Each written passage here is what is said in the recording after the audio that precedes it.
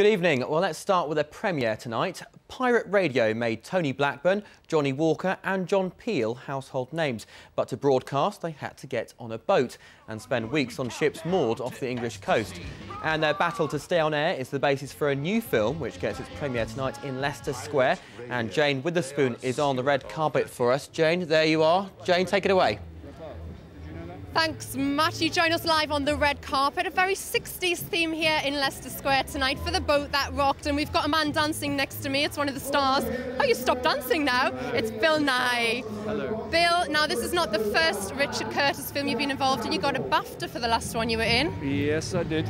How does it feel to be collaborating with him again? I love working with Richard Curtis. I've worked with him 3 times now, and every time is good. He's a very cool guy, and no exception on this one. And we had lots of fun, and I like this one particularly maybe because of the music and because of the subject and because I remember the times of pirate radio.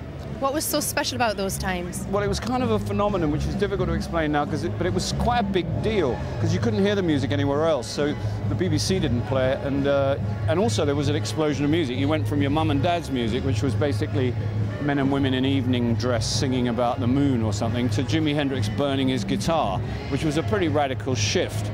And it was great to be around while it happened. And the only place you could get it was on Radio Caroline. There was never a place that had a signal before that, and you could hear it all of the time. And 22 million people used to tune in. Well, we've seen some of the old DJs from that time. Johnny Walker's here. I mean, who did you base your character on? Because Nobody. No, I mean, I'm not very good at research or backstory.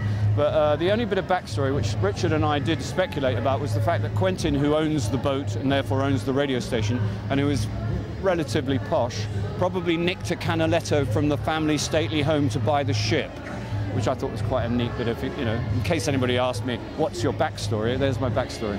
Did you all get on when you were filming it, or did you want to throw anyone in particular overboard? No, I didn't want to throw anybody overboard. People always say, oh, we had a marvellous time. Well, we did. They were a really cool collection of people, very nice guys, very funny guys. People would pay money to sit around with Nick Frost and Rhys Darby and Rhys fans while they shoot the breeze, and Philip Seymour Hoffman, because they're very, very funny guys and very good company.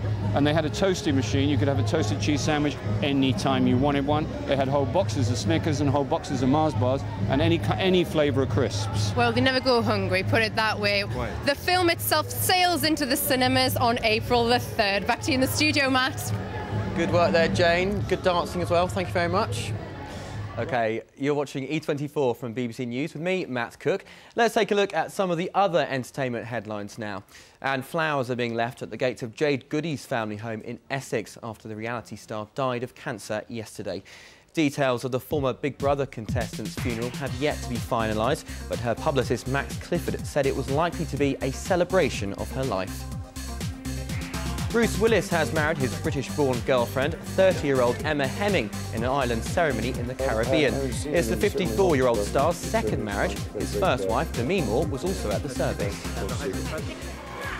10.8 million people saw Ray Quinn become the winner of ITV1's Dancing on Ice last night. The former X Factor finalist was the hot favourite to take the crown.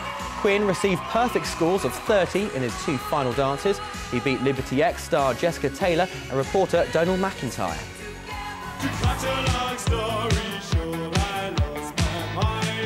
And yes, it's true, the band that made it gold could be coming back. 80s sensation Spandau Ballet are set to announce they are reforming.